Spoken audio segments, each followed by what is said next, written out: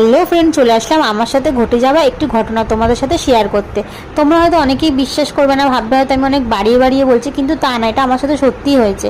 আসলে আমি কদিন ধরে না খুব গোপুর স্বপ্ন দেখছিলাম, এত স্বপ্ন দেখে ফেলেছি, তা লাস্টে ভাবলাম না আমাকে একটা গোপু কিনতেই হবে। কিন্তু কি করব, মাটির গোপু কিনবো, কারণ এখন সেরকমভাবে তো গোপু কেনার ক্ষমতা নেই।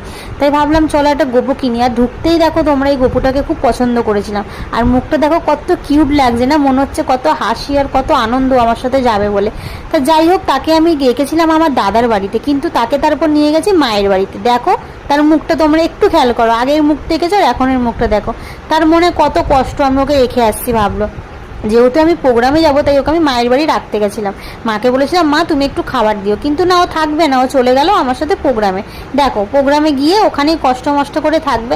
তা ঠিক আছে, আমি নিয়েও চলে আসলাম। আর তোমাদের কিরকম লাগলো অবশ্যই জানাবে ভিডিওটি। আর সত্যি তোমরা একটু মুখটা খেয়াল করে আমাকে কমেন্ট করো।